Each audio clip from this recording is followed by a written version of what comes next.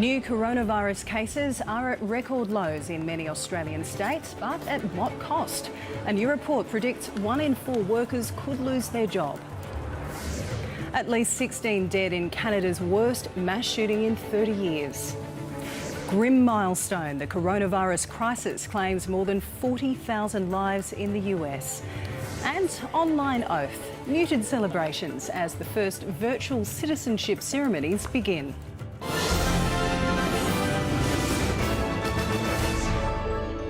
This is SBS World News with Janice Petersen.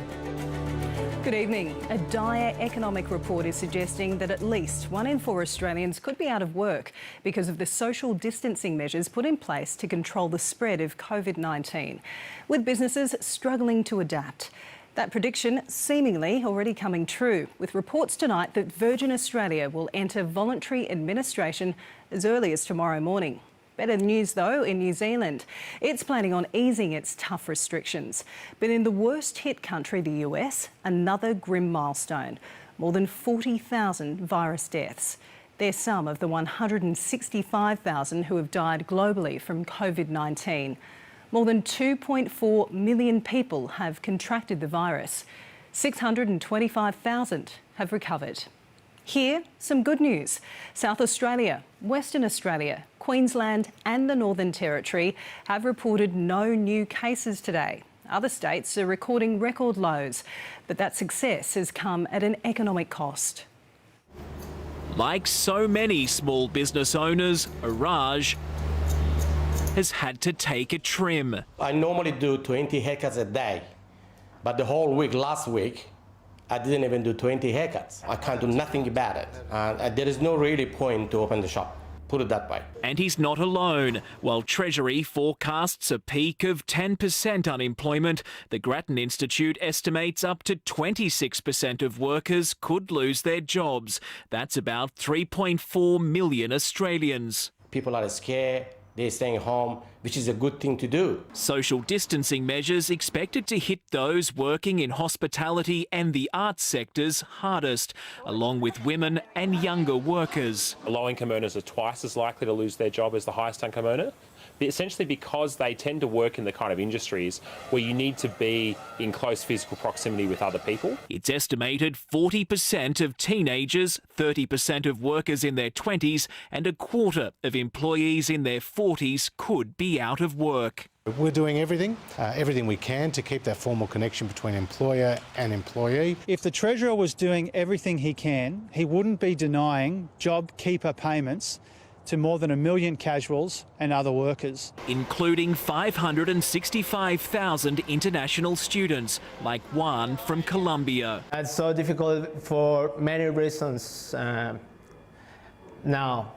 This is for you. Enjoy. Having lost his job in hospitality, he's now surviving on meals cooked voluntarily by other out-of-work international students. The last option that the government gives us is go home, but we have a lot of dreams here in Australia. With unemployment set to hit double digits for the first time since 1994, the government insists its first priority must be saving lives. Well, when it comes to social distancing, quarantine, isolation measures, we'll continue to take the medical advice, and that's served Australia well. Economists are overwhelmingly of the view that the best way for the economy to recover is to shut down, to solve the public health crisis and give businesses the best chance of survival on the other side. I hope so, but we have to work together. We have to stick together. Brett Mason, SBS World News.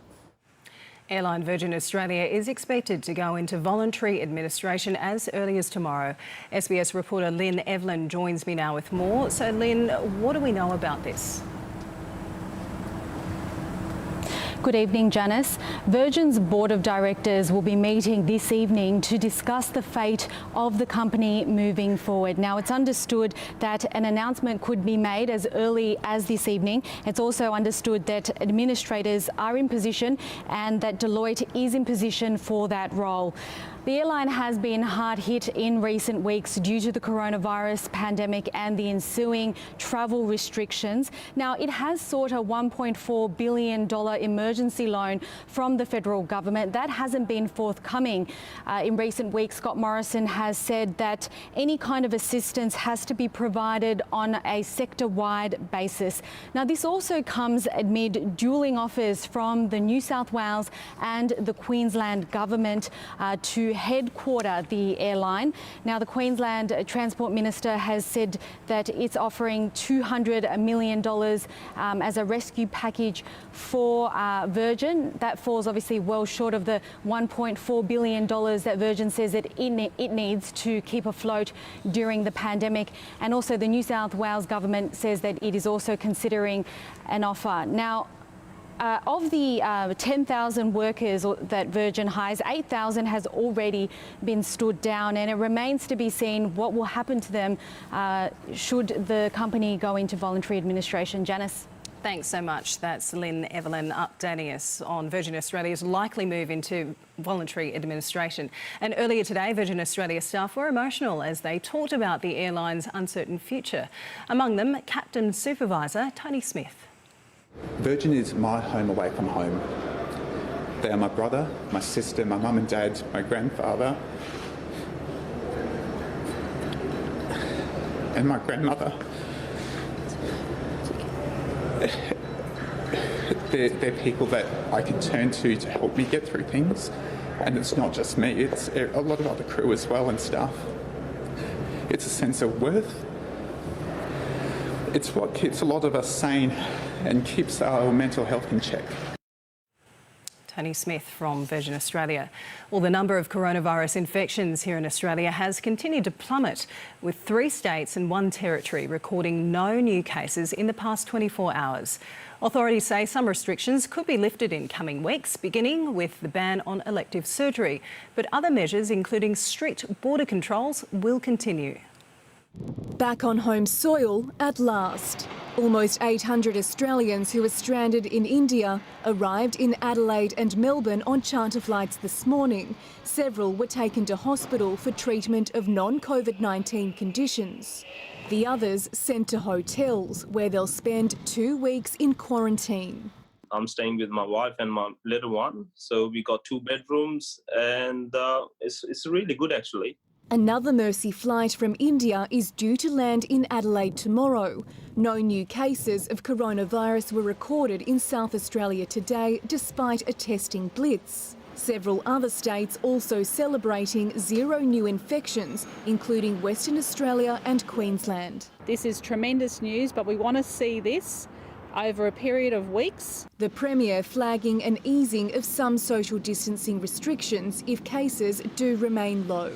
In Victoria, just 1 new case was confirmed as health officials unveiled projected modelling, showing current restrictions help to prevent up to 58,000 infections per day at the peak of the virus. In terms of deaths, it would have gotten to 650 deaths per day at the peak. The Deputy Chief Medical Officer says physical distancing measures and restrictions will remain for at least another month, but says elective surgery may restart in the coming weeks. We recognise that there are Australians out there who are in pain, have disability, can't be in the workforce, need to take very potent pain medications that need their elective surgery done. New South Wales also marked its lowest number of infections in 5 weeks, with just 6 new cases. But another 19 crew members of the Ruby Princess have tested positive. The ship remains docked in Port Kembla as police continue to push for its departure. It is fuelled and supplied, and we do hope that on Thursday it'll set sail. Meanwhile, some local councils have rewarded residents for their efforts in curbing the spread. 3 of Sydney's most popular beaches reopened today for exercise only, allowing swimming, surfing and running on the sand. But authorities say they won't hesitate to shut them down again if people break the rules. The National Cabinet will meet again tomorrow to continue planning the way out of Australia's coronavirus lockdown. Cassandra Bain, SBS World News. Later, the demographic that will be hit hardest post-pandemic. The first report into the impact of COVID-19 on households and the industries which could take years to recover. In Canada, a gunman disguised as a police officer has gone on a 12-hour rampage, leaving 16 people dead, including a police officer. The attack, which started in the coastal town of Petersen in Nova Scotia, is the deadliest in the country's history, with police warning the toll could rise. On lockdown, they're going for him right now. They got the killer right here. It all ended here. Oh, they got him, bud. They shot him. I heard the 4 shots. Police chased down the attacker at this petrol station in the coastal town of Petersen. They would not confirm local reports that they shot him. I hear the shots and I look out and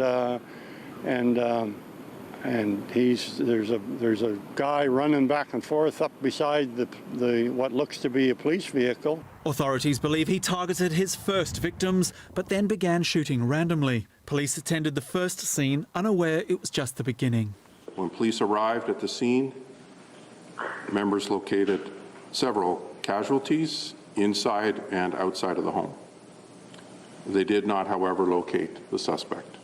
The man was identified as 51-year-old Gabriel Wortman, who operated a denture business and was credited by his clients for putting a smile on their face. He spent his last night alive shooting people in their homes and setting fires. The manhunt across Nova Scotia lasted all night. Residents were told to lock themselves indoors. And police warned their citizens the suspect was driving what was described as a fake police car, complete with badge insignia and a dispatch code.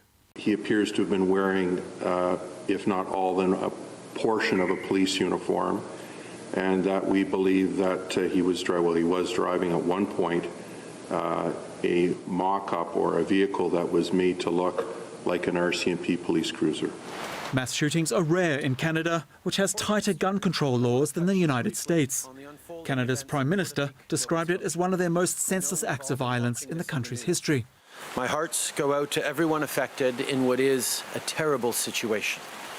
I want to thank the police for their hard work and people for cooperating with authorities. It was later revealed a police officer was also among those killed. Constable Heidi Stevenson, a 23-year veteran of the force, was a mother of 2 children. Heidi answered the call of duty and lost her life while protecting those she served. Police say they have no idea what motivated the shooter, but they are investigating a possible link to the coronavirus outbreak, which has forced the closure of non-essential businesses. Gary Cox, SBS World News. The United States has crossed 2 grim COVID-19 milestones as it seeks to dramatically ramp up testing and manage its reopening. More than 750,000 Americans have now tested positive, and in excess of 40,000 people have died. This is what it's about, right?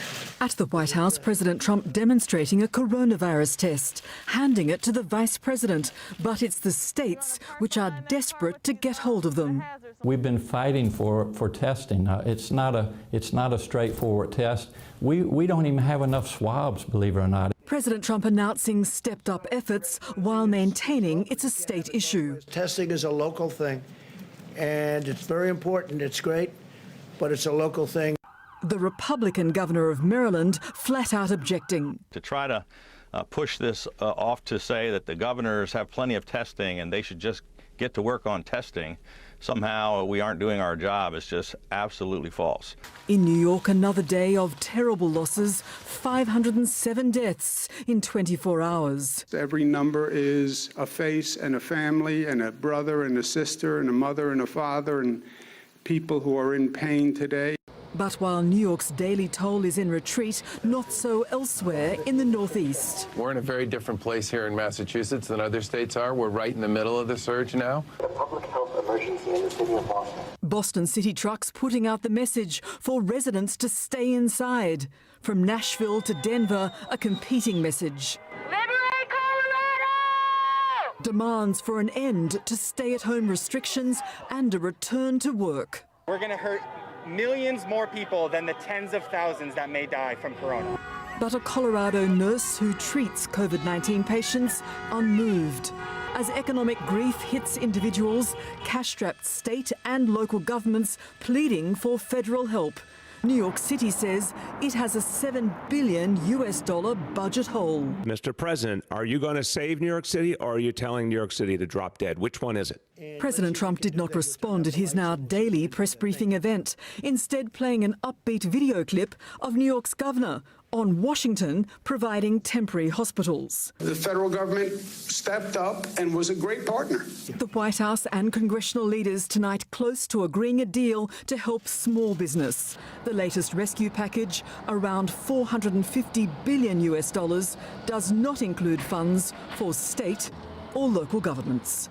Prulawan, SBS World News. Coming up, New Zealand winds back its lockdown conditions, which were among the strictest in the world. Downing Street issues a scathing rebuke after media reports the Prime Minister mishandled the pandemic. And the country bracing for a fresh outbreak after making Easter an exception for distancing rules.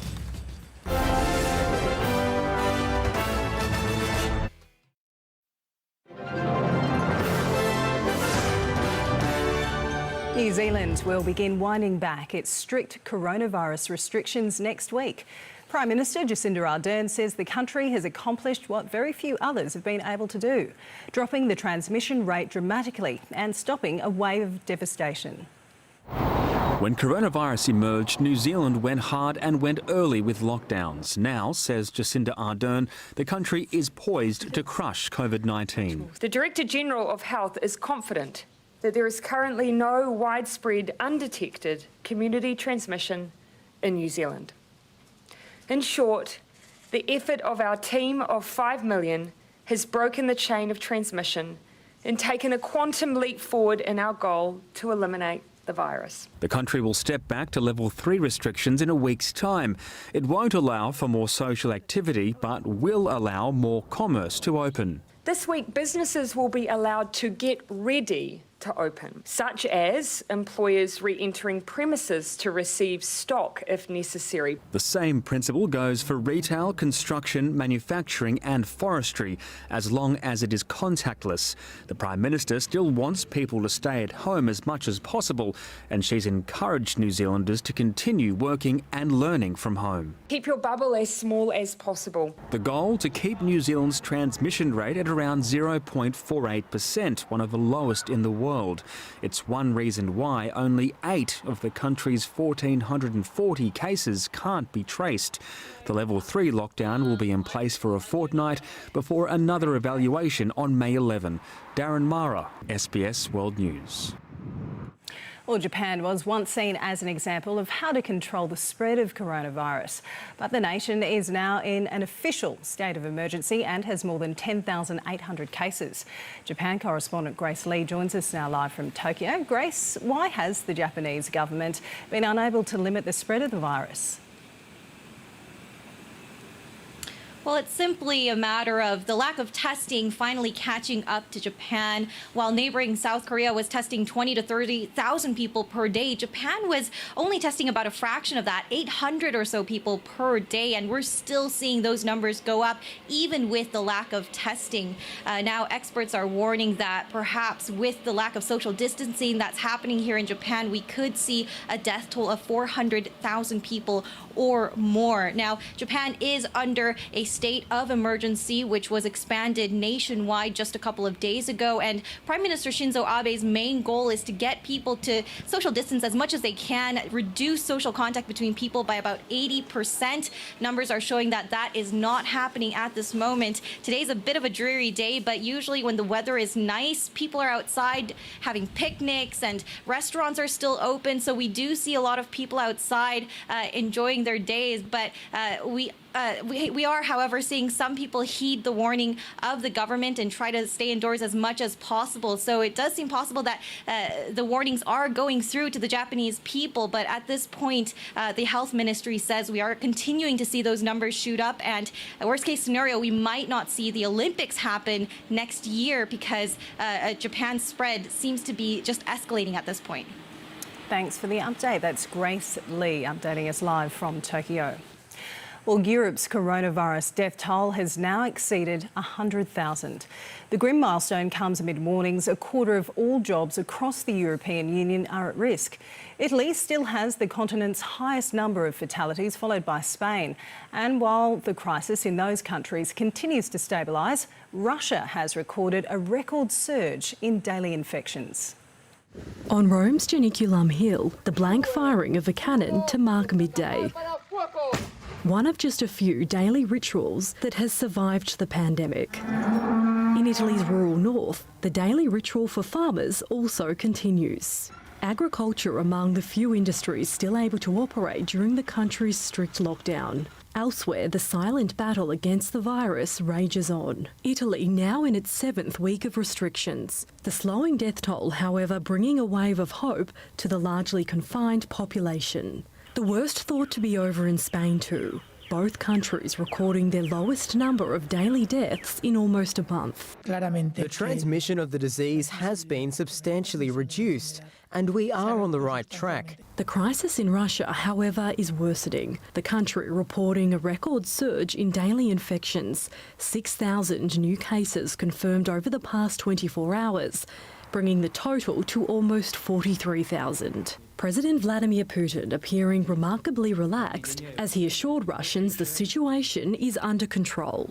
We have everything: a strong, healthy economy, scientific capabilities, the necessary material and professional foundation in the healthcare system. But Russians aren't so convinced, many bracing for a surge in unemployment. It's a reality confronting the rest of the continent too. Consulting firm McKinsey estimates a quarter of all jobs across the European Union are at risk. Even this 17th century German brewery, which survived world wars and economic crises, is not immune to the virus. Owned by the same family since the 1800s, it's now closing for good. In France, 6 Amazon warehouses remain closed amid a growing standoff between the e-commerce giant and unions. Workers have raised health and safety concerns, claiming it's almost impossible to practice social distancing. France has recorded almost 20,000 coronavirus deaths. The country is due to begin relaxing its restrictions from May 11, but the Prime Minister is warning people to lower their expectations. Life from May the 11th will not be exactly the same as life before the lockdown. Not right away, and probably not yet for a long time. In Greece, growing fears over the pandemic has sparked a riot on the island of Chios, home to one of the country's largest refugee camps. A fire ripped through the camp during a protest over the death of a 47-year-old Iraqi asylum seeker who was tested and cleared of having the coronavirus but later died. Many residents believe she died of COVID-19. Abby O'Brien, SBS World News. The UK government has hit back at reports that Prime Minister Boris Johnson and his administration were far too slow to respond to the coronavirus outbreak. The death toll continues to rise rapidly, with more than 16,000 fatalities. The accusations of complacency and misjudgment are spread across 4 pages. The headline, a damning assessment of government failure to prepare. The quotes allege 5 weeks of missed opportunities and political inertia. The British government's National Crisis Committee is called by the acronym COBRA. Prime Minister Boris Johnson's failure to attend any of the first 5 coronavirus COBRA meetings is singled out for particular criticism. Government ministers reject the Sunday Times allegations. The idea that the Prime Minister skipped meetings that were vital to our response to the coronavirus, I think is grotesque. The truth is that there are meetings across government, some which are chaired by the Health Secretary, some which are chaired by other ministers, but the Prime Minister took all the major decisions. And I think anyone who considered what happened to the Prime Minister just a little while ago, nobody can say that the Prime Minister wasn't throwing heart and soul into fighting this virus. An unnamed senior advisor to Downing Street is quoted in the Sunday Times as saying this: "There's no way you're at war if your PM isn't there." He liked his country breaks. He didn't work weekends. There was a real sense that he didn't do urgent crisis planning. And a senior source at the Department of Health is also quoted saying this: "A pandemic was always at the top of our national risk register, always. But when it came, we just slowly watched." The Prime Minister, from the moment that it became clear that there were challenges in terms of coronavirus developing in China, has absolutely been leading our nation's effort to combat the coronavirus, making sure that resources and money is not an issue or a concern for any department, especially the health service, in terms of dealing with this. As Britons start their 5th week of partial lockdown, the government is firefighting criticisms from several angles. Concerns are growing that frontline medical staff are running desperately low on supplies of protective masks and surgical gowns. National Health Service providers warned on Friday that stocks may run out within 48 hours. The government said 84 tonnes of that equipment would arrive on Sunday from Turkey. The shipment now won't arrive as planned. Care home groups are also saying that a lack of testing means the true scale of deaths and infections among the elderly are being seriously underestimated by the government, with more than 4,000 fatalities not officially accounted for. Well, social distancing efforts in Bangladesh have gone awry. Despite a ban on mass gatherings, an estimated 100,000 people flocked to funeral prayers for a popular Islamic preacher. Nearly 2,500 cases of coronavirus have been recorded in the country, which has a population of more than 160 million people. The country's lockdown is due to end in 5 days. Vanuatu's parliament has elected a new Prime Minister after sitting for the first time since a general election in March. Veteran politician Bob Loughman, a former Deputy Prime Minister, was sworn in, and he'll lead a country struggling to deal with the devastation from Category 5 tropical cyclone Harold 2 weeks ago, while under lockdown is currently in place and due to coronavirus. Australian police have arrested 16 people across 5 states as part of an international crackdown on online child exploitation. US Homeland Security investigators alerted local authorities to an illicit marketplace operating on the internet, where users paid for access to child abuse material. After a 2-year investigation, federal police, acting alongside their state counterparts, launched a series of raids, arresting 16 people on 738 charges. 4 Australian children were removed from further harm. School students in Queensland and the Northern Territory have returned for Term 2, and almost all in the Sunshine State will be learning from home for the first 5 weeks. SBS Queensland correspondent Stefan Armbruster joins us now. Stefan, it hasn't been an ideal start for some Queensland students. Yes, well, Janice, there's about 870,000 students enrolled in Queensland, and today about 12% or 100,000 turned up at school. They're mainly the children of essential workers and those considered vulnerable. The rest, well, they were homeschooling, and within the first half hour, the Department of Education's website received 1.8 million hits, causing their systems to crash. The government said that there'd be problems was not unexpected. Well, I think we always said there was going to be some teething issues, and probably it's been overwhelmed by the number of people that are actually logging on. Well, in the Northern Territory, 4 of every 5 students attended school. Only those with special circumstances were exempted, and the rest of Australia returns for Term 2 next week, except Victoria, which started last week. Janice? Thanks so much. That's Stefan Armbruster joining us from Brisbane. Citizenship ceremonies are going online. 170 people have taken the oath over the internet, and it's hoped hundreds more can be processed every day to clear the backlog of people waiting to call Australia home. First up, I have to say congratulations.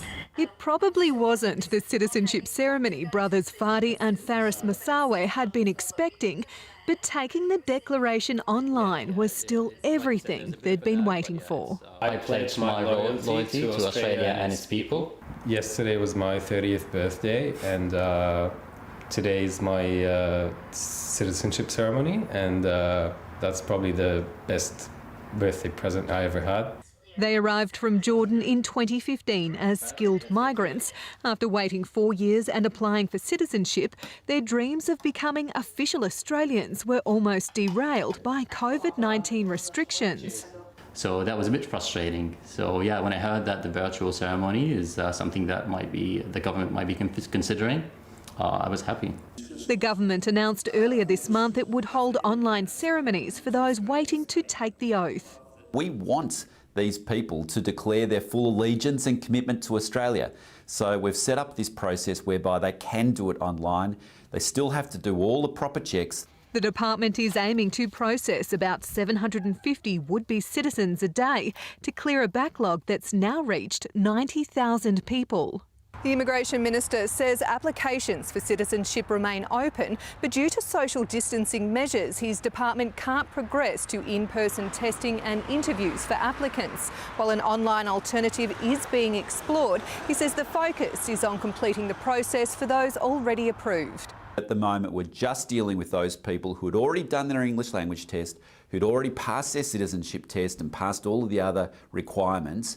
The Federation of Ethnic Communities Councils wants similar considerations for those waiting for approval of permanent residency who have lost their incomes due to COVID-19.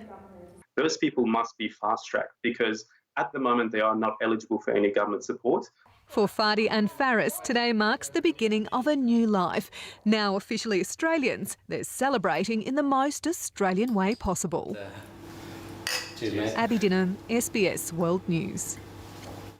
Health officials in Georgia are bracing for a spike in COVID-19 infections after churches were allowed to stay open for Orthodox Easter. Gatherings of more than 3 people are banned in the country, but that doesn't apply to Easter services, with cathedrals in Tbilisi welcoming worshippers.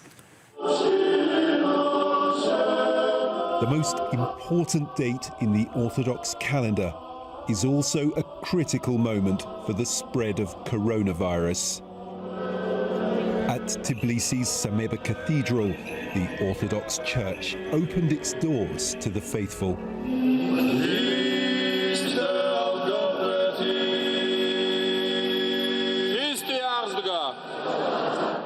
Worshippers who have chosen to participate in the traditional midnight Easter Mass had to get here early to avoid breaking a nightly curfew. And it's been decided between the church and the authorities that they can stay here overnight, all together under one roof, until the curfew is lifted in the morning. Restrictions, including a ban on gatherings of more than 3 people, have been in place for weeks. But for the head of the church and his followers, those rules do not apply. This satirical video illustrates what critics say are double standards, with the state refusing to intervene in matters of faith. The state is subservient to the church because of the huge approval ratings of the church and because of the fact that elections are coming this year. So the government does not dare to directly oppose the church, which is encouraging its parishioners to attend the Easter services. Georgia's Prime Minister has said a balance must be found between staying safe and practicing faith. I want to assure you that both the state and the church fully understand their responsibility towards human health, upholding institutions and the law, and the functioning of the church. The challenge is to find the golden balance. Georgia has enjoyed a gentle infection curve until now, with social distancing largely observed. But Easter's celebrations have the scientists worried.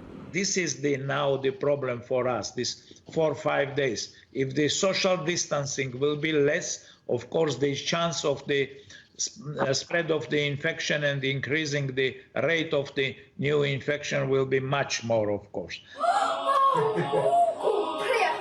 Many Georgians have chosen to stay home this Easter, pray with their families, and pray for the safety of their nation. The United States has one of the most advanced healthcare systems in the world, but not everyone can afford to use it. Around 30 million Americans, that's nearly 10% of the population, have no medical insurance. And the current pandemic has highlighted the vulnerability of some of the poorest patients. The coronavirus has tested America's healthcare system like never before. It's left patients, some on their deathbeds, fearing more for the costs of care than for their own lives. Derek Smith, a nurse in New York City, witnessed one painful moment as he placed a critically ill patient on a ventilator. His first response was, who is going to pay for it?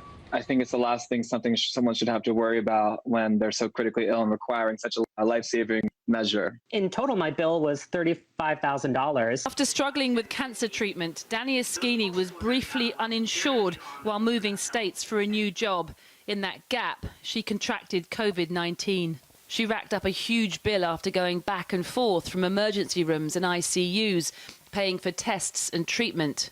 How did you feel when, having gone through everything you've been through with cancer and then with COVID, to then have this huge bill land on your doorstep? It's devastating. The healthcare industry in the United States is broken, and there's not going to be an easy way. There's no one system, there's no one biller, and there's no protections for people like me who are poor and sick, and puts you in an impossible position. Of the roughly 330 million Americans, just over 73% have some form of private medical insurance organised through their employer. A further 18% are covered by state-funded plans, but they're only for those over 65 and some low income added under President Obama, which leaves about 30 million or 9% of the population with no medical insurance at all. And that number is rising as millions of people simultaneously lose their jobs and their insurance in the crisis. I think it's inevitable. There are many, many people who are avoiding going to the hospital or delaying going to the hospital because they are afraid of the inability to pay. Where does that go? What's the worst case scenario here? As an ER doctor, that must greatly disturb you. The worst case scenario is they stay home and they die and we never see them. People who are uninsured, and will they be crushed by medical bills? This is a huge worry. President Trump claims the government will step in to cover the costs for the uninsured. But it's something we're going to look at, and we have been looking at it. Even as he's simultaneously trying to dismantle President Obama's attempts to protect them, known as Obamacare. I think his track record when it comes to healthcare is so terrible. But my hope is that by shining such a bright light on this disparity, that we can actually push for meaningful reform that will, going forward, bring more affordable healthcare and coverage to these folks. So that might be one corona win, they're calling them. You know, they say you have to hit rock bottom, and I can't imagine how much more bottom we could hit than what this crisis is revealing about our system. Well, while the speed and scale of the pandemic has caught the world by surprise, the data used to measure its impact has lagged. SBS reporter Virginia Langeberg joins me now with more. And Virginia, sadly, these new figures, I guess, are showing us what we've long feared. That's right, Janice. A snapshot into the impact of COVID-19 on Australian households has been revealed by the Australian Bureau of Statistics. It shows people in their 20s are among the most affected by unemployment as a result of the health pandemic. Ruby and Tramia are creative professionals in the arts industry. So now I'm totally unemployed. They've recently moved into an inner-city home, renting with 3 others. Both have also lost their interim jobs as cafe casuals because of the government restrictions from COVID-19. The fear of having no financial security is really stressful. In already a field where we've chosen that is quite financially unstable anyway. With no regular income and savings running dry, both are now unemployed and have applied for Centrelink payments. Oh, I'm desperate now. I need Centrelink to come through. It's a typical snapshot for young Australians who have been hit harder than most households. A survey by the Bureau of Statistics reveals a quarter of working adults are working fewer hours because of the coronavirus pandemic. This economic environment's not typical.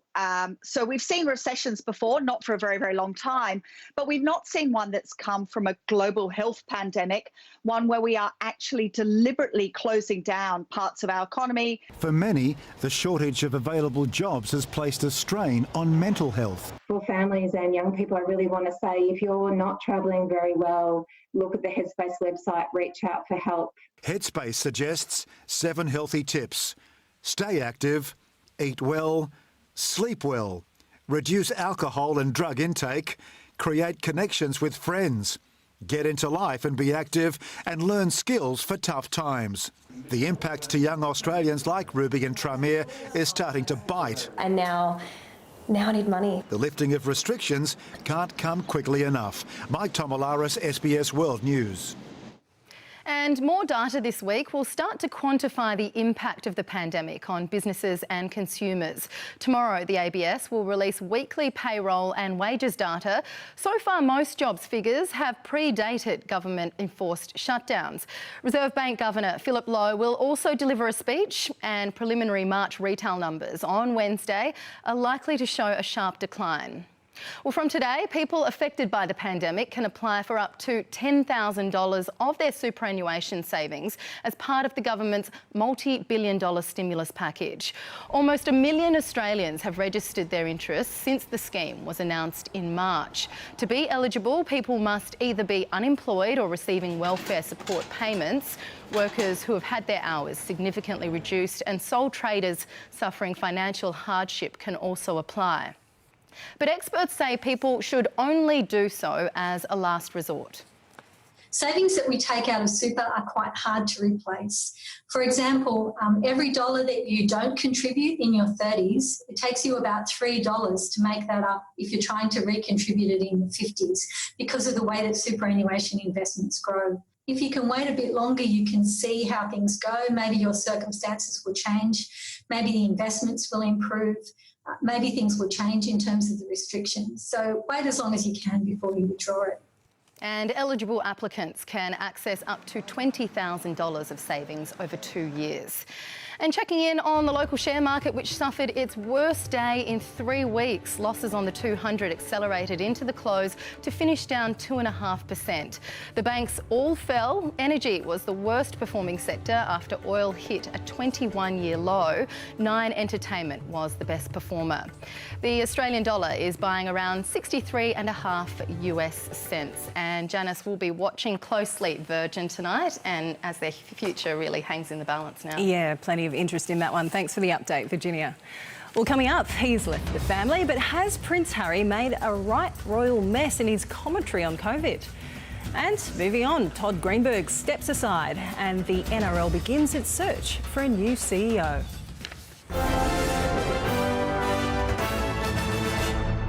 Demand.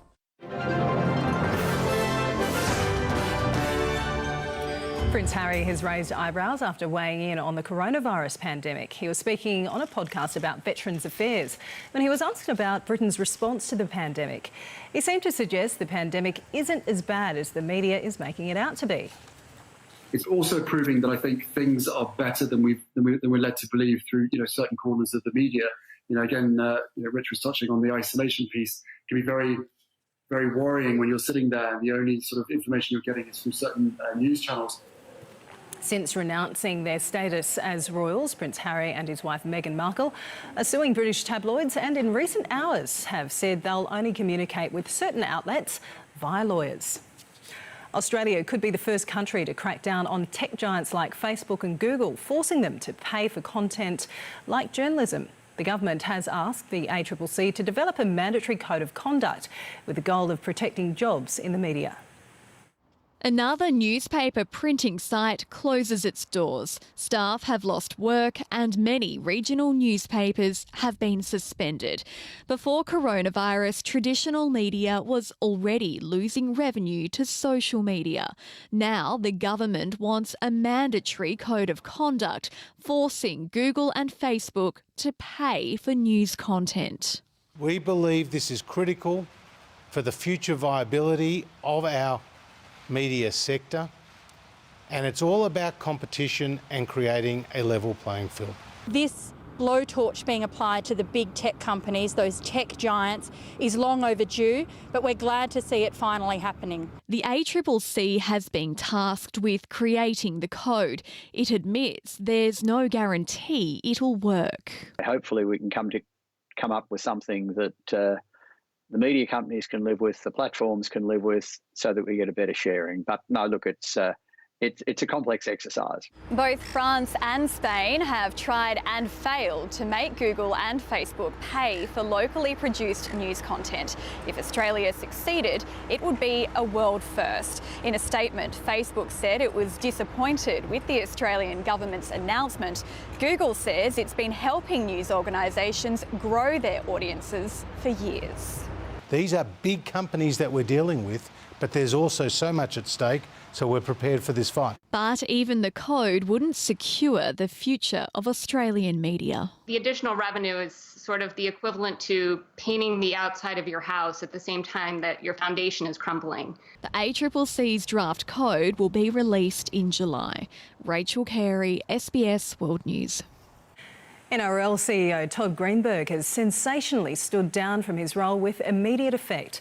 The league releasing a statement today saying Chief Commercial Officer Andrew Abdo will serve as interim CEO until a new chief is appointed. The coronavirus crisis has exposed the NRL's fragile financial state, causing Todd Greenberg's tenure to grow increasingly uncertain.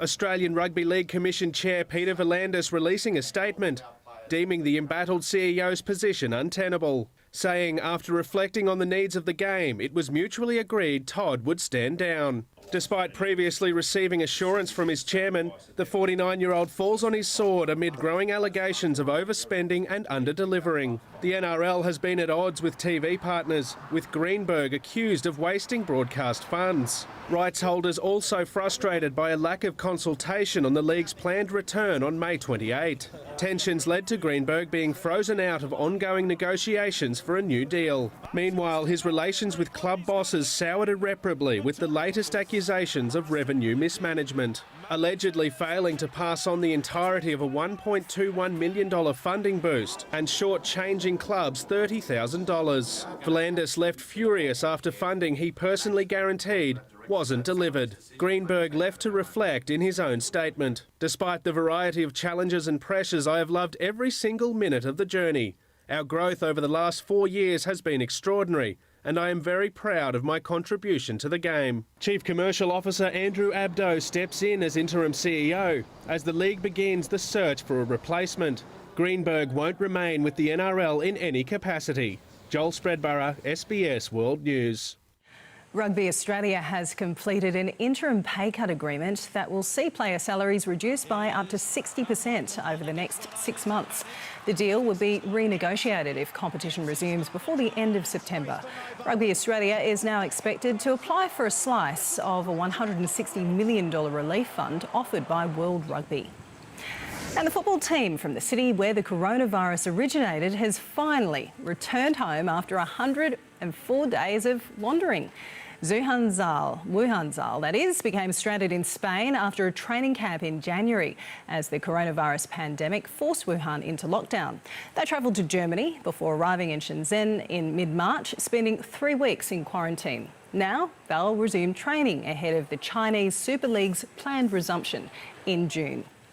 Coming up, the weather details and baby boom. Empty beaches leave room for very sweet new arrivals in Thailand.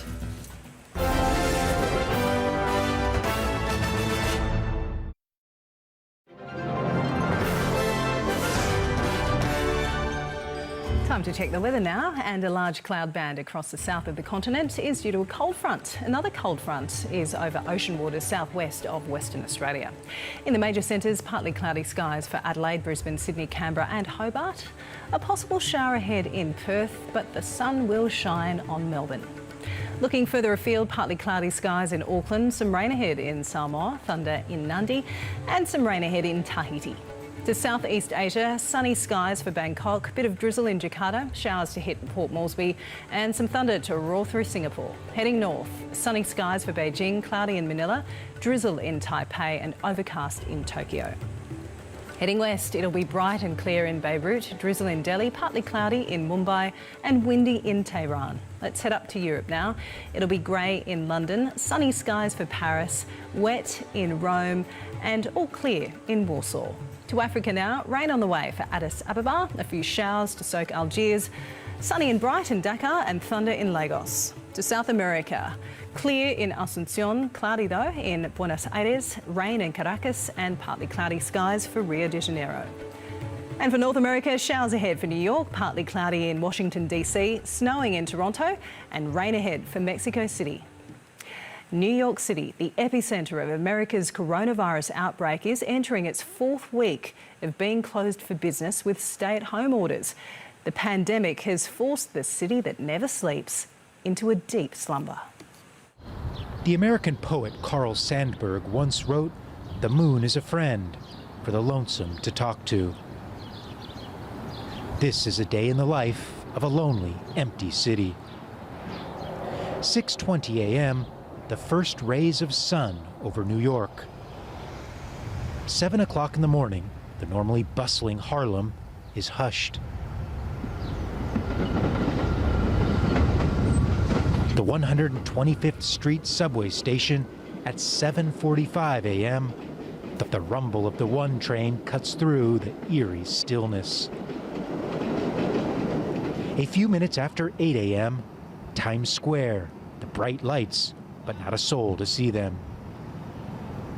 7th Avenue in Midtown Manhattan, this is morning rush hour. This is New York, suspended in time by a silent and deadly virus. A siren from an ambulance off in the distance. 1:40 in the afternoon. The surreal shutdown of the city is hard on everyone, especially the elderly, many of whom are alone. 2:46 p.m. and here it's busy because there's a hospital. People linger outside, maybe waiting for word on a loved one inside. At 4:15 p.m., a few signs of life in this residential neighborhood in Brooklyn. For the essential workers, life is hard. At 6 p.m., there is no rush to get home from the office. Everyone is home. By early evening, more people secluded in their apartments all day begin to come out.